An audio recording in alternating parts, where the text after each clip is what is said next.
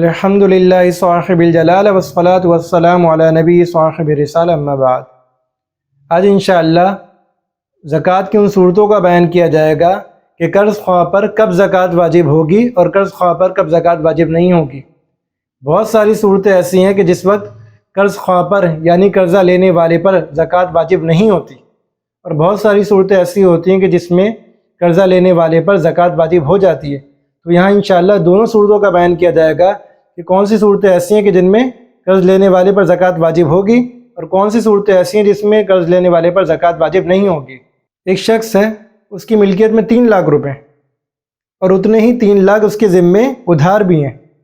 اب اس کے مال پر زکوٰۃ واجب نہیں ہوگی کیونکہ جتنی مالیت اس کے پاس موجود ہے اتنے کا ہی یہ قرض دار بھی ہے، کیونکہ جتنی مالیت اس کے پاس موجود ہے اتنے کا یہ قرض دار بھی ہے۔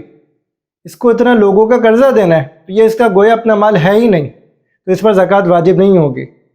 لیکن اگر اس کے پاس 3 لاکھ روپے تھے اور یہ مقروض ہے 2 لاکھ روپے کا، اب 2 لاکھ کا مقروض ہے تو پیچھے 1 لاکھ روپے بچ جاتے ہیں، اور 1 لاکھ روپے وہ رقم نہیں ہے کہ جس پر شریعت زکوٰۃ واجب کرتی ہو، تو اب بھی اس کے اوپر زکوٰۃ واجب نہیں ہوگی۔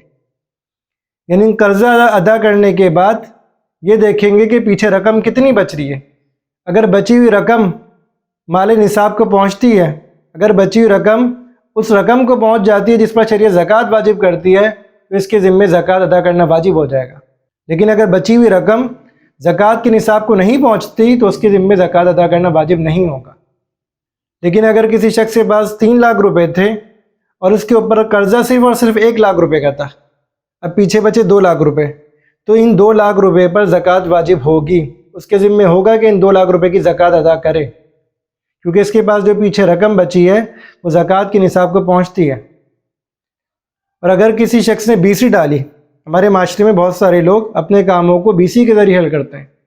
اگر کسی شخص نے BC ڈالی اور مثال کے طور پر اسے پہلی BC مل گئی، BC تھی 2 لاکھ روپے کی، اس نے پہلی BC 10,000 روپے بھر دیے، اب اس کے پاس 2 لاکھ روپے جو پڑے ہوئے ہیں یا 1,90,000 جو رکھے ہوئے ہیں، اس پر زکوٰۃ واجب نہیں ہوگی، کیونکہ BC قرض کے حکم میں ہوتی ہے اور یہ مال اس نے بعد میں دوسروں کو ادا کرنا ہے۔